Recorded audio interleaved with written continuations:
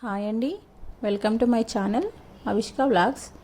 ఈ వీడియోలో మనము మొట్ట చేపల పులుసు ఎలా చేసుకోవాలో చూద్దామండి. 1 కిలో సైజు ఉన్న మొట్ట తీసుకున్నామండి. ఆ సైజు ఉన్న మొట్ట చేపల పులుసు ఎలా చేసుకోవాలో చూద్దాము.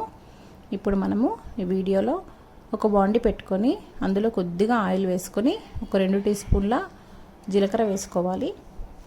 1 టీ స్పూన్నర మెంతులు వేసుకున్నాను. అవి కొద్దిగా వేగిన తర్వాత ఇందులోనే మనం కట్ చేసి పెట్టుకున్న ఆనియన్ వేసుకొని ఫ్రై చేసుకోవాలి. ఆనియన్ కట్ చేయకముందు స్టవ్ మీద పెట్టి కాల్చుకొనైనా వేసుకోవచ్చు, లేదంటే ఈ విధంగా ఆయిల్లో వేసుకొని ఫ్రై చేసుకొని చల్లబడ్డాక మిక్సీ పట్టుకోవచ్చు. నేను ఇంతకుముందు చేపల కూరలో కాల్చిన ఆనియన్ ఎలా వేసుకోవాలో చూపించాను. ఈ వీడియోలో ఇలా వేయించుకొని కూడా కర్రీ ఎలా చేసుకోవాలో చూద్దాము. అది చల్లబడ్డాక నేను మిక్సీ పట్టేసుకున్నాను.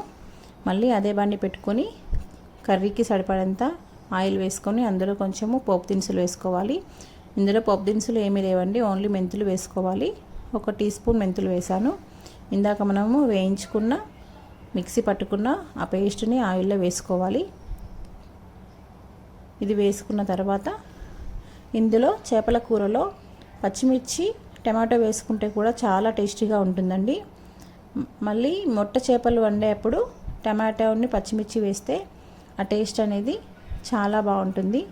చూడండి, నేను ఒక 4 పచ్చిమిర్చి, ఒక చిన్న సైజు 2 టమాటాలు వేసుకున్నాను.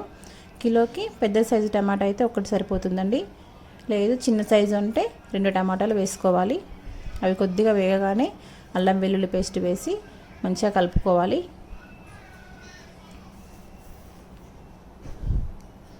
అల్లం వెల్లుల్లి పేస్ట్ అనేది కొద్దిగా మాడక ముందే మళ్ళీ మనము అందులో పసుపు వేసుకొని, కారం వేసుకొని, ఉప్పు వేసుకొని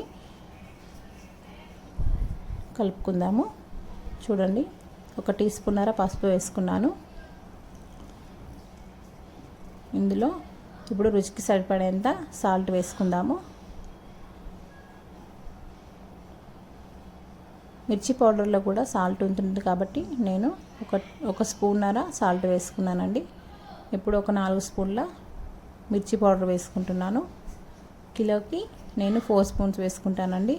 మీరు కారం తక్కువ తినే వాళ్ళైతే తక్కువ వేసుకోవచ్చు. ఇలా వేసుకొని ముందుగా నానబెట్టి పెట్టుకున్న చింతపండు గుజ్జును ఇందులో పోసుకుందాము. చూడండి, చింతపండు అనేది ఒక హాఫ్ అన్ అవర్ నానిందనుకోండి, మంచిగా గుజ్జు అనేది మంచిగా వస్తుందండి. ఇలా రుచికి సరిపడేంత చింతపండు గుజ్జును వేసుకొని తగినన్ని వాటర్ పోసుకోవాలండి. 1 కిలో చేపలకి, కిలో మొట్ట చేపలకి నేను 4 గ్లాసుల వాటర్ పోస్తున్నానండి. ఎందుకంటే ఈ వాటర్ అనేది చింతపులుసు ఎంత మరిగితే ఆ టేస్ట్ అనేది అంత బాగుంటుంది. అందుకని నేను 4 గ్లాసుల వాటర్ వేసుకున్నాను. అది మరిగాక అందులో ముందుగా కడిగి పెట్టుకున్న చేపలను వేసుకుంటాను. చూడండి, బాగా మరిగిపోయింది. ఇప్పుడు మనం ముందుగా ఫ్రెష్గా కడిగి పెట్టుకున్న మొట్ట చేపల్ని వేసుకుందాము. కిలో సైజు చేప అండి ఇది. ఇందులో వేసేసుకొని మెల్లిగా కలుపుకోవాలండి.